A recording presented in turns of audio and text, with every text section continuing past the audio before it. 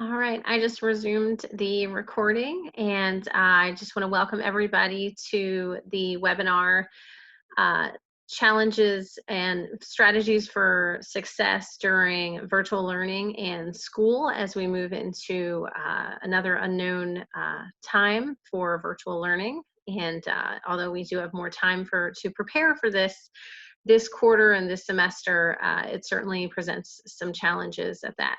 My name is Heather Fritz, and I am the Community Outreach Specialist with My Spectrum Counseling and Coaching, as well as EMS of Virginia. And Alex Amajaya and I will be the primary facilitators for today. We're going to have some support from one of our therapists, Sharon Thiner, as well. So Alex, do you want to introduce yourself? Yeah, hey everybody, my name is Alex Amajaya. I do business development and operations with My Spectrum. And so with that, I think we can get started with the first slide here. So we're going to be talking about the challenges that will most likely come with the forthcoming online learning for all of the students in the area and beyond, and some of the solutions to those challenges. And before anyone gets out notebook and paper or anything like that, these slides will be available. We're going to email them to you. We're also recording this for future reference. I will ask, though, if you have a moment, if you are in the laptop version, or if you're, on your phone or device, if you could scroll up to the top, and if you should see a drop-down menu, and then click more and open up your chat box. We will be doing several interactive features throughout this seminar, throughout this webinar, to not only keep you engaged, but to practice what we preach. So if you don't have your chat box open, if you could please open it up. We will ask you several times throughout the webinar to answer in the chat some different questions that we might have, and answers and ideas that you might have. So without further ado, I'm going to pass it off to Alex. All right. So the first challenge that a lot of students and a lot of adults are going to have when it comes to online learning is time management. And so we have some solutions for that to help us better manage our time. So the first thing is setting an example by demonstrating planning in your work for home or your other activities, and then also engaging your child and starting some activities early and doing some planning of their own. So how great would it be if your child comes to you and says, "What are you doing?" And you say, "I'm planning. I'm getting ready for the next thing. I'm getting ready for the day. I'm getting ready for tomorrow. I'm getting ready for the week." And what this does is it helps to cut down on the number of decisions that you have to make every day. So if you look about 4 bullets down, that's also there in the routine creation, which is something that you should also engage your student or child in, so that you know exactly what you're doing throughout the day. Most of the time it's automatic. You don't really have to think about it. You don't have to really exert that willpower that takes so much energy to get you through certain tasks. And then also writing out a schedule to keep things organized. So you may write a to-do list, but then you want to schedule those to-dos, and you want to make sure that you know what's going on. And keeping that schedule visible at all times can help to orient students. So if you're working on math, you might want to have math up in a virtual or an analog sticky note. Same with any other subject. And then finally, that middle bullet point is probably the most important one, is learning the difference between important and urgent. So items that are urgent are, as you can imagine, things that require your immediate attention. Items that are important are things that are going to help you reach your longer term goals. And as you can imagine, these 2 categories of item overlap pretty significantly. And that creates 4 categories, which I'll go over right now. So the first category is things that are not important and not urgent. These are things that are usually totally going to waste your time. So if that cat YouTube video that you've been really wanting to watch is on your list of stuff to do, it should probably not be on that list of stuff to do. It's not urgent, it's not important. Then you've got important things that are not urgent. And so these help us reach our long-term goals, and that might be something like planning projects, organizing your space, researching for a book report. So important, but not urgent. Doesn't have to get done right this moment. Then you have things that are not necessarily important, but they are urgent. So you might get a text message from somebody in the middle of things that really needs an answer right now. Like, hey, I'm out for lunch right now. Do you want anything? They might be putting in the order that second. So if you want those chicken nuggets, you better respond to that text message. And then finally, things that are both important and urgent. These are our deadline items. So this is the quiz that's directly in front of you, or something that's due by the end of class or the end of the day.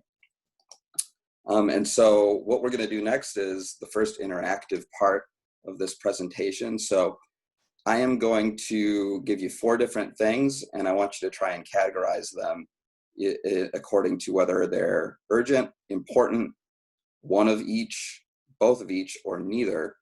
And I want you to just, after I say them, I just want you to, yep, just like Heather's saying, put it in the chat box if you can, and I'll be paying attention. So let's see how this goes. So the first example of something that you should categorize is creating a schedule of events for the week. Is it important? Is it urgent? Is it important and not urgent? Not important but urgent? Okay, awesome. That's right. And I know this gets a little tricky, but it is also not necessarily urgent, right? Or maybe it's urgent, according to Sharon. But it depends on how soon it's due, right?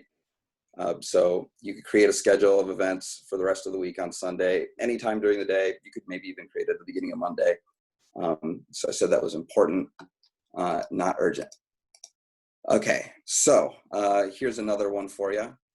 Registering for this webinar, which you know has limited space. Is that, how would you guys categorize that one?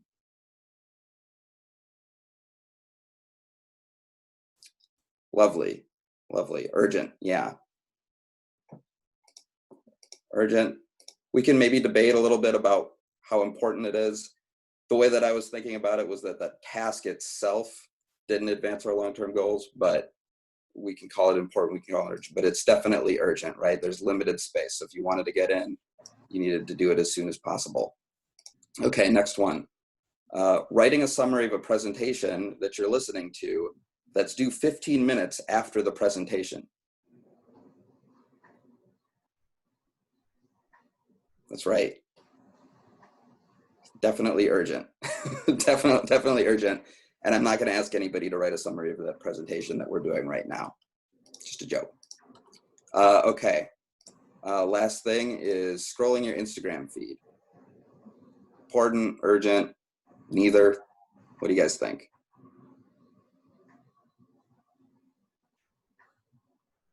That's right. That's right. There's literally nothing on Instagram worth looking at, ever. Okay.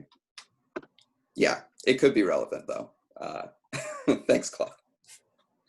Okay, so I think we're ready to go to the next slide. Heather, you want to take it? I will. All right, so the next challenge that we know we are facing heading into online schooling, and some of you may be facing this with your own children or your own students, are unmotivated students. And what unmotivated students look like is typically they don't log in on time, they're not often interested, they log out early, you're pretty sure they're not paying attention, they may just sleep through class, they miss assignments, and they just don't feel like it's worth their time, basically. So they're just not motivated to get on the class, they're not motivated to do the work, they're not motivated to be there. So some solutions for your own children or to encourage parents of children that you work with. And this is something I do for my own kids, especially in the spring when this kind of came out of nowhere, because I'm working from home in my bedroom right now. is I would set alarms on I have 2 children. They're both in elementary school. I would set alarms on their iPad to go off for 10 minutes before their class started, and then a second alarm for at the time the class began, the virtual meet began. And so you can do this through their devices, their phones, their tablets. You can actually set reminders on laptops as well. And if you have an Alexa, or your children have an Alexa or a Google Home or some other assistant device that I don't even recognize at this moment, you can schedule reminders and schedule timers. So I would recommend doing that. That keeps the kids up and makes sure they know exactly what time it is in case they don't know. At least it gets them on to the schedule. Have your children follow their typical schedule as if it were an in-person class, as if they were actually going to school. I would recommend, they wake up, they get dressed, they eat breakfast, they brush their teeth, even go outside and walk to the bus stop maybe, and then come back inside and sit down for the class. I know that seems a little extraneous, but it's a good way to get them. Routines are important, and routines are going to set them up for success. And if they're already in their school routine, they may be a little bit more likely to participate and to be active during the school day. Along with alarms is making sure that your children are up on time, having them set alarms. Some of us have alarms on their phone that are every 10 minutes, and that's myself. So maybe they need 4 alarms to get up in the morning, but whatever it is, recognizing what they need and just making sure that they, pretend as if they're actually heading out to the bus or heading out to school that morning. That's the best way to set them up for success and get them in that frame of mind. And then another way to motivate them is to use external motivations, which we'll talk about in just a minute. But one of the ways that I work with my own children, and this works in a lot of different ways, is to delay any of what they would consider rewards, whether it's Xbox or another gaming system, PlayStation, Fortnite, phone, texting with their friends, whatever else, if they play other online games, computer games, or just hanging out with friends, depending on where you are in your social distance routine. Delaying all of that until their virtual and schoolwork is concluded. They wouldn't be allowed to have a phone typically during the school day in a traditional school, so you can delay it until after they're finished with their school and virtual work as well, right here during virtual school. And then as a way to reward them for being motivated. So it's typically in our field, it's called what we call essentially a token economy, but it's using a reward system or a behavior management reward system, where you set up, if they attend all of their classes, they get something as a reward, or if they finish their schoolwork that week and haven't missed anything, they get A's on their report card, they get a reward. So typically these external motivators are going to be treats or cash or games, but I wanted to put it out to you guys. Again, let's put it in the chat if you can. Why don't you let us know some rewards or external motivators that you feel would motivate your own children and your students. So go ahead and take a minute and just put in the chat what you think might motivate your students or your children to do well, to succeed, and to stay on task.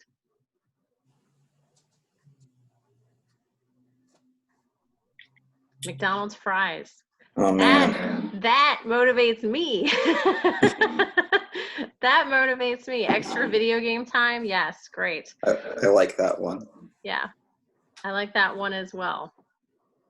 So these are great ideas, but basically what we're looking at is find what works for your student, find what works for your kids, and if you need to use if you need to use an external motivator, some may call it bribery, but it's not, it's an external motivator, then do that. If that's what works for you and your family, that's what works.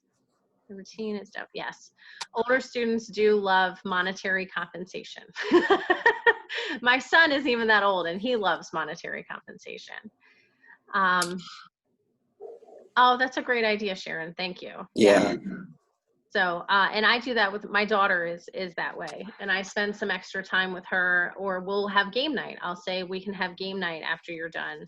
You know, this was in the spring, but after, she really struggled with some of the online programs. And I would say if you've done your 40 minutes, then we'll play a game in the afternoon and it can be your choice.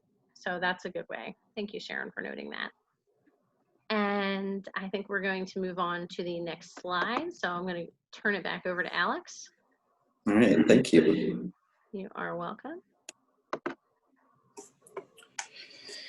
Okay, so the next challenge is really inattention, or challenges with learning effectively. So the first suggestion there is to keep our tools for learning, our paper and our writing utensils, our note-taking tools present, so that we can be following along, that we have some sort of tactile engagement with the lesson.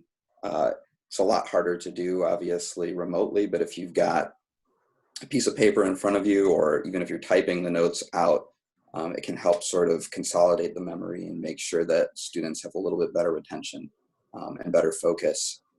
And then making sure that you've got a neat, clear area away from distractions. So you can see the photo right there. She's literally blocked out the rest of the room. She's got her own little mini virtual classroom right there. And this sort of goes hand in hand with keeping all of our devices off or out of sight, or maybe even out of the room while we're doing virtual schooling. We really, really like our devices for a lot of obvious reasons. And even if you can try this with yourself. If you're an adult, you can just put your phone in another room for a while and you'll find yourself able to focus a little bit better. Because, you know, you can imagine what the device is. It has everything that you could possibly want right there. You can order food from it. You can look at Amazon. You can look at everything that every one of your friends and family members are doing on social media. And it's just a huge temptation. So it can be harder to focus when we've got the reward right in front of us.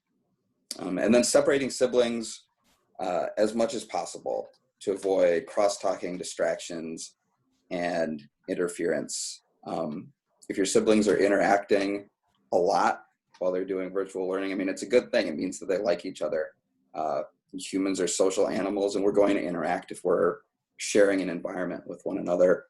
I did a lot of online learning myself in the last 2-3 years. And one of the things that I did to help me focus was to make sure that my wife wasn't in the room. It just made it harder for me to focus. I wanted to interact with her. It's great, you know, we love each other, but you know, I need to keep myself focused and I need to reduce the distractions in my environment. Another thing that you can do is you can make sure that you have the school assigned Chromebooks or laptops for each student in your family, obviously a dedicated device for school learning that you don't have to share with anybody. That's going to be favorable for focus and attention.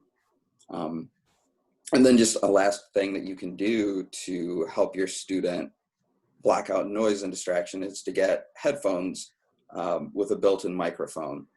So this way, not only are you reducing the visual stimuli that can be really distracting, but you're reducing the audio stimuli that can be distracting, which could be anything. It could be people coming in and out of the house, it could be cars going by or dogs barking outside of the window, things like that we might find distracting. So for this activity, I want to see if people have any ideas for ways that we can organize our workspaces for our students that will reduce the distractions that they have directly in their environment.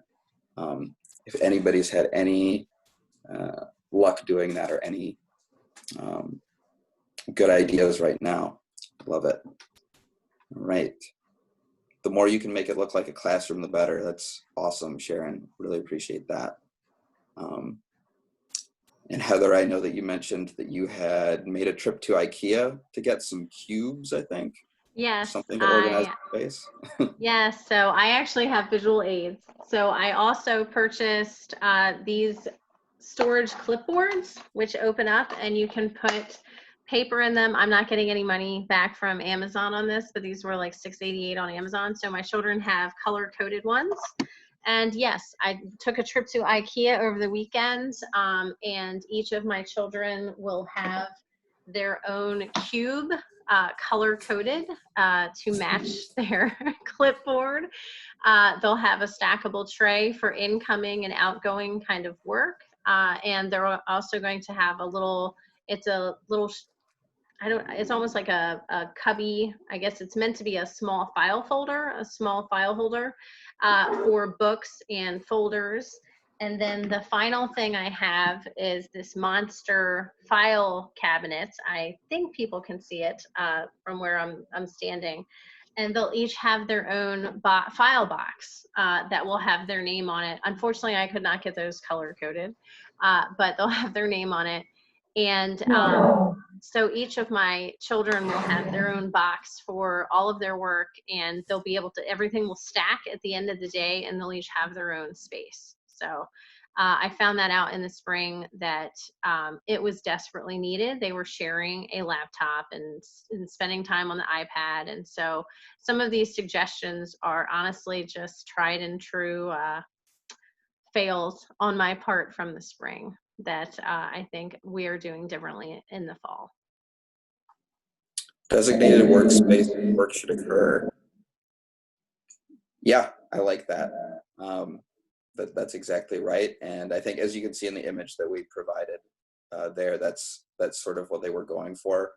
And it does something that we talk about a lot as adults, is, you know, separating work from the rest of our lives, right? So that's creating work-life boundary right there, which hopefully will contribute to work-life balance down the road for kids and more focus. Yeah. Yep. I'm also giving my children some ownership and letting them decorate their stuff. They'll each have their, you know, they're going to be able to put stickers, and my daughter's more, different than my son is, but they picked their colors out. They'll be able to put stickers and decorate it and put their name on it.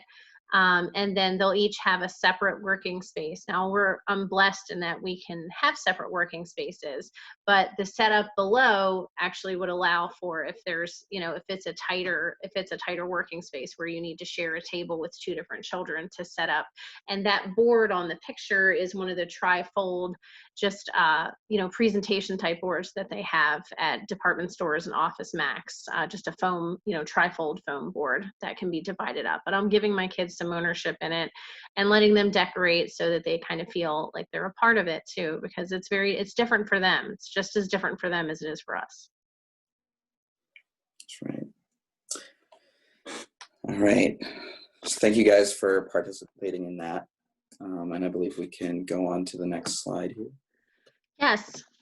So this slide is actually more geared towards educators and facilitators themselves.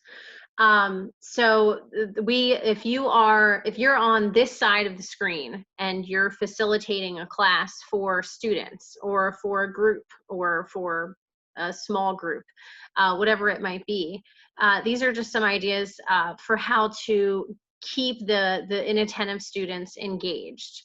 So something we found, and it might be under the pictures on the actual share, like this presentation, but there's a digital scavenger hunt. There's multiple pages available for free. Just do a Google search for digital scavenger hunt, but you can have the students find something red or something that starts with T that may be in your background, or that it may be on the screen itself if you're looking at multiple students at the same time, a full class. This is especially useful for the younger students. For older students, you could have them try to find, if you were able to hide maybe vocabulary words or the names of different literary characters like Hamlet or something like that somewhere in the background, or have it, if you were able to tell somebody in advance, they could put it, like, have something like next to their picture in the screen. I know some high school teacher friends of mine have done something like that, where they've had to find the Easter egg in the screen that day. And set up something with your students in advance to test them, to make sure they're paying attention. And to do that, you would talk to them, talk to the class in advance, and agree that if during the presentation or if during the class you put your thumb up, every student who's paying attention puts their thumb up as well. Then it'll give you a really good idea of who's not paying attention and who's not engaged at that moment. It could also be putting your hand on top of your head or doing a virtual high five and just determining who's engaging with you at that moment. But it's just some sort of visual cue that the students would look at, and then it kind of brings them in and gets them re-engaged. And it'll give you an idea as the facilitator for who's holding their thumb up or has their hand on top of their head.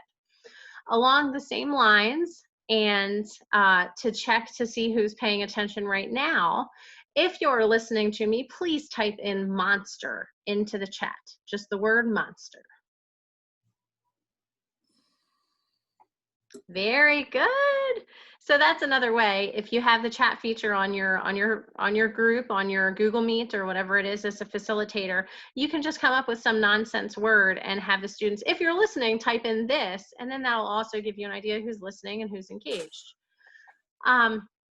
So have the students always have their camera on. And this, I think for elementary and middle school students, I think this is almost a requirement. I don't know about high school as well, but I know the high school teachers that I know all have the requirement that you have to leave your camera on. And then the college professors that I'm friends with who just started back to VCU yesterday with their virtual classes, they require that students keep their camera on. And again, it's just a visual cue. It's very easy if the camera's off to just float away, grab a drink, grab a snack, check your phone, check Facebook, whatever it might be.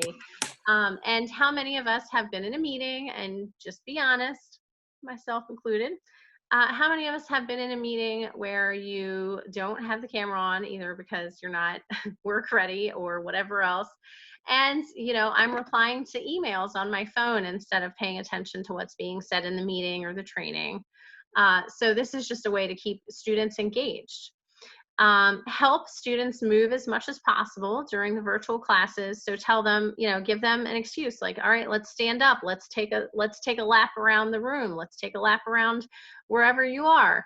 And then have them take a restroom break or a walking break, grab water, whatever, in between sessions. This is especially relevant if you're going to see them multiple times throughout the day. If you're an elementary school teacher, for example, and you have the homeroom or you have the same group of students, or if you're a block teacher in middle or high school and you'll have the same students for 2 or 3 meets in a row, 2 or 3 45-minute sessions, then you can have them take a restroom break or a walking break in between, you know, to give that 10-second break. So speaking of a 10-second break, I'm going to mute. I'm not really. I'm just listening.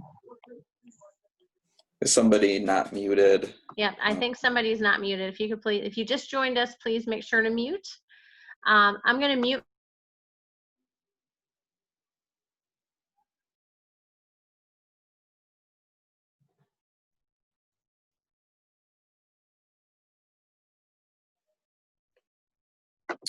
Everybody stand up.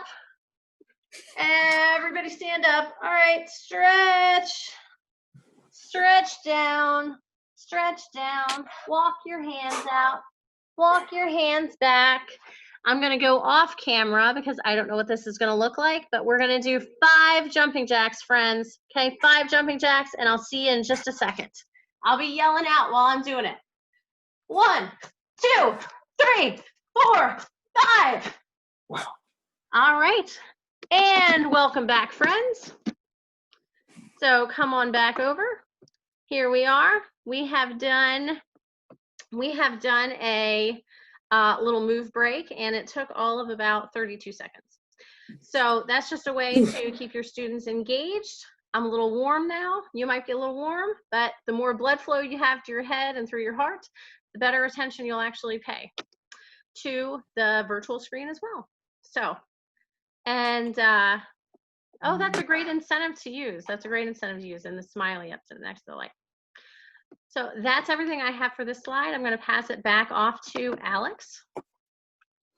Whew. Thanks. I did some push-ups, everyone. So isn't it the truth that it brings you to attention and kind of wakes you up a little bit if you are starting to fade? So the next challenge that a lot of people have with online learning is remaining organized. You really, both for work from home and from learn from home, you have to maintain a good organizational system. So the first thing here is to break down students' larger projects into more manageable steps or chunks. I know that when I was a kid, I would get some assignment that was, looked huge, it looked daunting and impossible.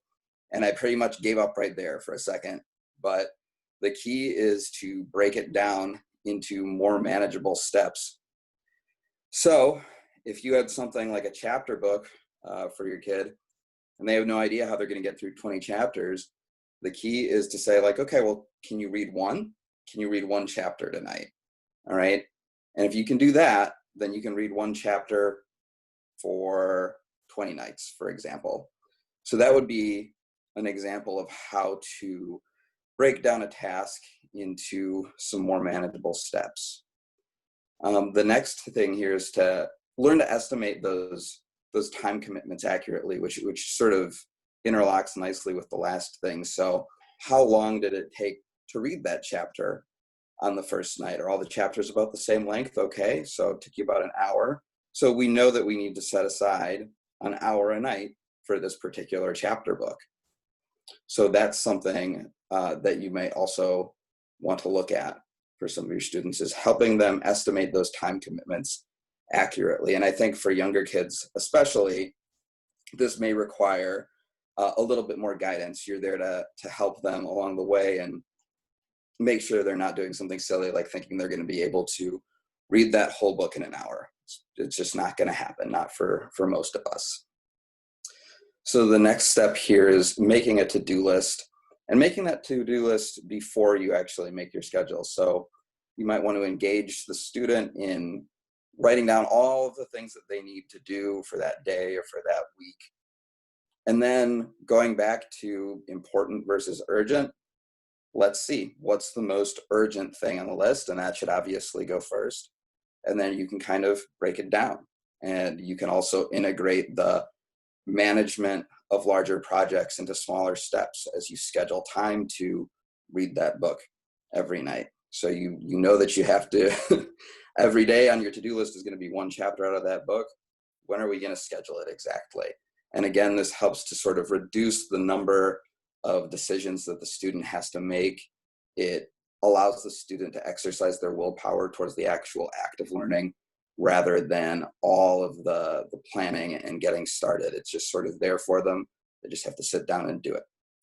And then reviewing the physical items in your workspace that you might find unnecessary, things that you might want to remove. We talked in the other slide about making sure that you've got all of your devices sort of out of sight. Sharon mentioned making sure that the workspace itself is nice and clean, that you've got enough space to do all of the things that you need to do. It's another important aspect of remaining organized. And so then the next thing is having an organizational system. So this might be color coding, like you can see in that pretty picture there, color coding everything by subject. And the idea here is that you're going to access each subject and each project maybe within each subject a little bit more quickly. You're going to be able to switch your tasks faster. And again, it just makes it easier and makes it so that the energy that's required in willpower really goes towards the actual tasks themselves. And it's all about concentration, and organization plays an important role there. Sorting the digital items on your device. So I work from home every day. I have a computer desktop. My rule is really no more than 3 icons on the desktop. At one point, I think I had about 50 up there, and it was a mess, and it took me forever to find anything, unsurprisingly. Once I got it all into a nice little file folder system, much easier, much faster. So that's something that you can do. And then using a planner for your projects, right? So this is back to the book example. You're planning stuff out. Where do you put that one chapter a day or one chapter a night? Or if your child or student is having a particularly high level of difficulty engaging in something like that, can you break it down even further? You know, maybe it's just a few pages at a time. And where are we going to put that activity? So using a planner can be very beneficial for the student. And then, of course, you need to get, especially for younger students, you need buy-in from them. And that can be accomplished by engaging them in making these organizational systems for themselves. You may be providing them guidance, you may be helping them set a lot of stuff up, but you really want them to be invested in it because they've helped create these organizational systems or these plans. So that's an overview of how you might help the student or child stay organized. And so then for this next interactive activity, I want you guys to maybe throw out some ideas of how we might break down this presentation into smaller steps. Heather and I had to make it together. What are some ideas if we had this organization to plan in front of us? How might we plan it? What might be some small steps that we could take to figure out how to make it more manageable, since it was somewhat large as a product. So you can put that in the chat.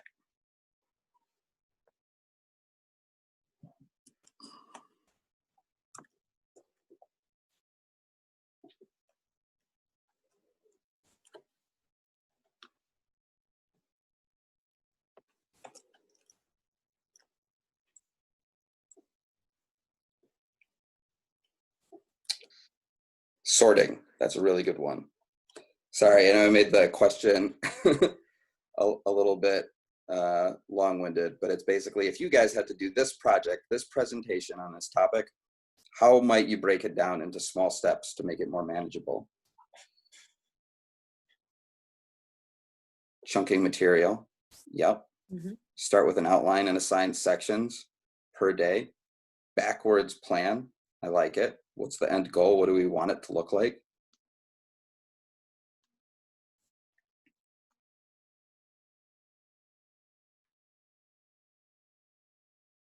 So yeah, Heather and I divvied this up, actually. So we each took different slides, as you can probably guess. And we decided, what to focus on, and we collaborated a couple of times, and we just did it one step at a time. So we started with the topics and the ideas. That was the first chunk. The next chunk was making the actual slides. And then the last chunk was planning out how we were going to actually present it, in what order, and what some of these interactive activities were going to be. So it turned a large project into a series of small, easily manageable ones. So thank you guys for that. And we can go on to the last one. Yep, I'm actually going to jump in here. So that breaking down large projects into manageable steps, it sounds much easier than it really can be in reality for especially kids who have ADHD or those who are on the autism spectrum. So we had my son evaluated. I'm going to do a little bit of personal disclosure now. We had my son evaluated. He was diagnosed with high functioning autism or Asperger's is what it's commonly called as well. And one of the reasons why we had him diagnosed, or why we had him assessed and evaluated, is because he was having so much time. So he was having a lot of difficulty in the comprehension part of an assignment. He could recite the facts back, for example, but he had a challenge with breaking down word problems. He knew that he could tell the answer, for example, but he couldn't tell all the steps to get to the answer in a word problem for math. And that's very common with kids who are on the spectrum or have spectrum disorder, sensory processing disorder, or ADHD. So those types of steps, it's really important to it builds what are called executive skills in the brain. And that's a lot of what we're discussing today. But it helps those type of students learn how to learn how to sequence, because that can be very challenging. For my son, he's 10, that can be very difficult. So it can be challenging for them to sequence and figure out what's most important, what's least important, what to do first, second, third, and fourth.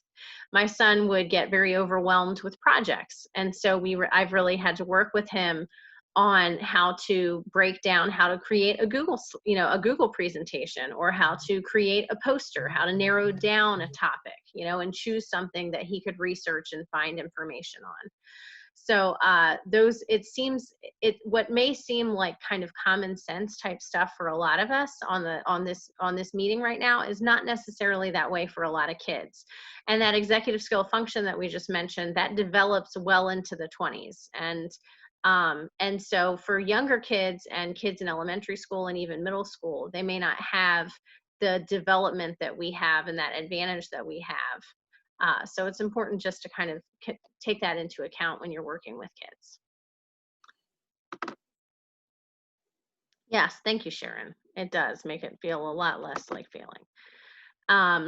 And so the last thing that we're going to talk about, and again, this is personal to me because my son experiences this a lot. And we would find that he would do really well reading for a little while, and then it would just fall off. So what the psychologist told us after the assessment is that his accuracy on these measures, on these tests, was a lot higher in the first third than it was in the last third. And so he termed it cognitive fatigue.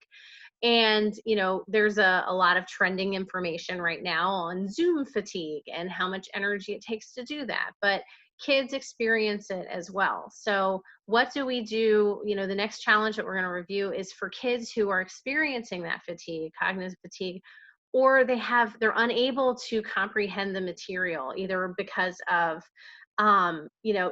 just they don't understand it, or because they are tired from one after another all day. So they either are unable to comprehend the material, or they're experiencing the cognitive fatigue and they're just not able to think through what they're doing at that moment. So what is suggested in solutions is, whenever possible, allow breaks for the students every 15 or 20 minutes.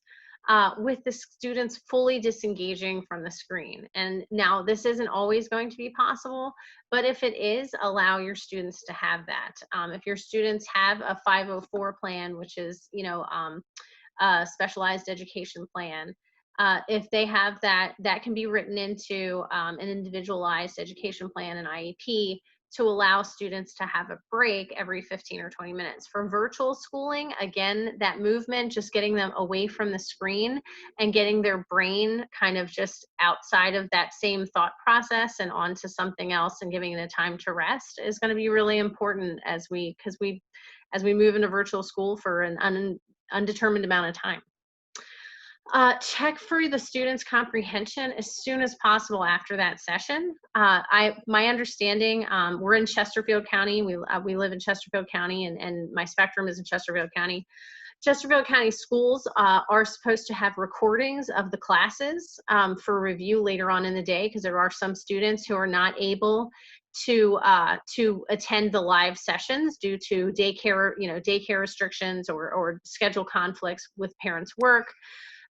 So download the recordings of the classes if they're available to help review with your student. If you have any concern that they have any kind of understanding or comprehension challenges with what's being reviewed, then download those recordings. Your assigned teachers should be able to point you in the direction of where those recordings will be. Communicate with the educator if there's any doubt on comprehension. See if they can teach a different method. My son learned 5 different methods for how to multiply last year. I only learned 1 when I was in 4th grade, but my son learned 5. So see if there's another method to understand that same material. See if there's alternate information, if there's another way to get to that solution. So if your child's having a difficulty with the comprehension piece, talk to the teacher, see if there's more information, see if there's an alternate way to solve that problem, whether it's math or English or whatever. See if there's, extra comprehension materials or extra information about that individual who they're learning about for history. And then, again, keep paper and writing utensils near their device for any notes. Have your student write things down. It is actually research driven and evidence based that writing things down help retention and help understanding. have your students mark any of the confusing parts with a question mark or a star, or somehow identify it on their notes, so that when you're going back through it, you can explain, you can see what they're, they may not remember 2 hours later what they had problems with in their first, their first class. But if they have those visual cues for what is confusing, then they can easily bring that to your attention and you can address it faster as well. This is just a good piece of advice in life. Pause when agitated. I can't even tell you how many times I think of this when parenting personally, but if the student is having trouble understanding, before pushing through and like making them do something that they're obviously frustrated with, if there's emotions, if they're emotional, if they're crying, if they're angry, they're not probably going to be in a thinking, rational frame of mind. So pause, take a time out, take 5 minutes away from that. That same student would be able to have a break in an in-person classroom. They would be able to walk away from it. They would be able to take 5 minutes. They would be able to go to the restroom, get a drink of water, to just take time away if they're getting frustrated. And so it's do the same thing, allow them that time away. So if they're getting frustrated, give them time away from the topic, from the device, from the meat, and just touch back on it once the emotions have simmered down, once they're in a calmer frame of mind. And it's a good time to just do something like a mindfulness exercise where you just bring them back into the moment, get them out of their head and into kind of what's going on. Maybe have them clench and unclench their fist, just to bring them back and away from their frustration. If they have physical work, in addition to the virtual classes, which I think most of the grades will have, space that out throughout the day as much as possible. So instead of having them do the work as soon as they get off, as soon as they finish whatever their virtual classes are, instead of having them run right into the physical work, give their brain, give their mind, give their body a little bit of a rest and just kind of recenter. Just, it's like, it would be like us reading a textbook after 5 hours of meetings. And it's just not something that we would want to do. If it'd be tough for us, just imagine what it's like for your child who is already in a new environment and experiencing new things. So just space that physical workout as much as possible throughout the day. In the evening, it's okay if they have homework at home during virtual school. It's okay. And it may be better if they have that break, that cognitive break. And then help your student recognize the signs of physical and mental fatigue. So this is our interactive portion. I'd like everyone to note either an example of when you're feeling either physical fatigue or mental fatigue. What are your own cues? What are your own symptoms, and how do you know when you're starting to feel either physically fatigued or mentally fatigued? Because again, it may not come naturally to your children, to the students. It's something that you may need to help teach them. All right, blurred vision, yes. Can't concentrate. Mind wanders, feel sleepy. Yep, yawning is definitely a sign of it. Body posture becomes slumped. That's a great one. I'm actually slumped over right now. That brings my awareness. That brings me some physical awareness. I'll straighten up a little bit. So yes, it's like having, a bunch of like things. Yeah, open up a bunch of tabs unrelated to each other. Can't be still, tense body. Yeah, maybe your mind wanders. You're thinking of other things. Getting confused, yes. And Alex, that happens to me a lot. I had to review regulations earlier this week, and there was a day that I just had to walk away from it because it was just all not making sense. I couldn't keep anything straight. So I just had to, again, pause when agitated, walk away. I just couldn't process the information. And that's very normal. We get to that point as people, and children get to that point. Thank you for those examples. And that actually concludes our presentation. So I welcome everybody. I'm going to stop the sharing and bring us back.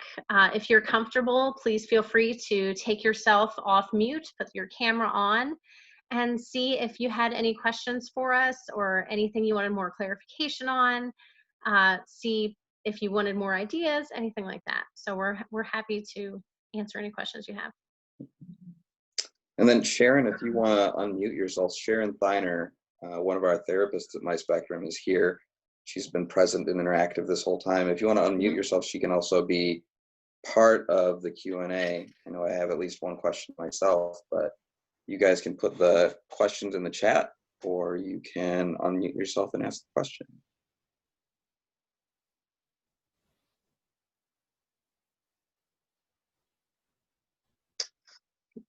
Sharon, can you talk a little bit about the, you mentioned, you referenced having a certain kind of love language and rewarding children with whatever in their love language, if you could talk about that. Right. That idea has been around for a long time, and I find it in my practice to be really accurate. And the idea is that there are different ways people feel loved, and often we're not speaking in the same love language. So when my younger one was very little, I couldn't figure out why I was having so much trouble with him after school. When he was like 4 and 5, Montessori school, and went through this process, and his language was quality time. All he really wanted was for me to sit down and spend half an hour with him after school. So he did that for years until he got to be a big teenager and he didn't around. They are quality time, physical touch, acts of service, my personal favorite. That will make me think you really love me if you do things for me. Receiving gifts, that one can be a little tricky. And I'm always leaving one out.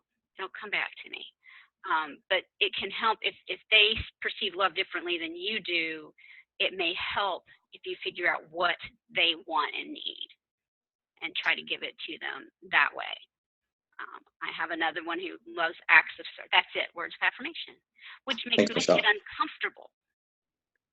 You know, it works for, and some of us kind of go, oh, don't say that. So find out what they need. There's online quizzes all the time where you can find that, because they're going to need us more, I think, this year, and we're going to be more stressed. So it's going to be harder, and they're going to need mom and dad, Yeah. and uncles and cousins and whoever you can find to press into service. Thanks. Appreciate that.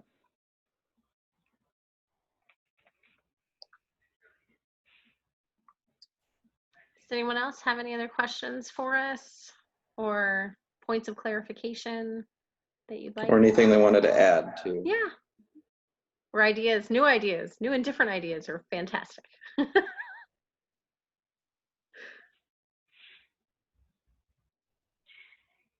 I think the thing that I would add is don't be too upset if it doesn't go like you make a great plan and it doesn't go exactly like you want. You know, we're just going to have to try again. Yeah. And we will get it. That's fantastic advice. Yeah. That's great advice, Sharon. And I tell that to my own kids all the time, is that sometimes life just doesn't work out like we want it to, even though we did everything right? So, and I think those are good life lessons for adults as well, with my color-coded clipboards and, you know, and all their little bins and stackable trays and everything else. There may be a time that we log on and one or both of my kids just has a bad learning day. And so it's, you know, we can do everything right and be really prepared, and then the internet doesn't work. Claude brought up a really important thing in the chat. She said self-care is really important right now, general principle. Sharon, do you think you want to maybe comment on self-care in the context of online learning? Oh man, you got to cut yourself some slack and do for yourself. It's just not going to work perfectly every day. And there may be some days where you have to say, you know what, kid, we're done for the day. You know, we are, you know, whether it is do something together or do things for yourself, you cannot work 24 hours a day. And so at some point you have to allow yourself to set the work or the parenting or the schooling down for a little bit and just do something you want to do. For me, it's reading usually, or watching movies, cooking. But yeah, leave time for those things, because kids need to see that we stop work, because they're going to have the same problem we have now. it's going to feel like they could just always be at school. And we don't want that. That's right. To begin and end. Claude has another thing. Could Sharon speak more about when you should step away from a routine, a planned routine? Should you have a plan B in place? I am given to having plans A, B, and C, and D, just because that's kind of how I roll. It's good to have a backup plan because I think once it starts, it's going to go quickly. You know, like, oh, wow, I had this in place and it's not working, but we still have to do school tomorrow. So yeah, having a backup plan is a good idea. Step away from a plan when it becomes obvious that it is not working for your child. My brain and my younger one's brain do not work the same way at all, which is why I talk about buy-in. You organize it. What do you think will work for you? But if they are just actively resisting you, just make sure if they, are they just being obnoxious, or is something really wrong there and it's just not going to work for them, and see if they can maybe point you in a different direction. It's great. Thanks, Sharon. Yeah. Sage advice. For the adults in the room too. For the Hard, adults. hard to learn. Really, we got to stick together. Well, cool. Well, we're about 1 minute until our scheduled conclusion. Right. So, I want to thank everybody who showed up for showing up, and I really hope that this information proves valuable. Yeah, thank you for being here, Skylar. It was great to have you. Yes, thank you. Thanks, Michelle. And Thanks, Claude. Deshonda, Dawn, thank you both. Appreciate it. And we will email out the we'll email out the slides probably tomorrow. So we hope, thank you all for joining us and for your time tonight. Thanks, everyone. All right. Closing out. Yep. All right, I gotta stop recording.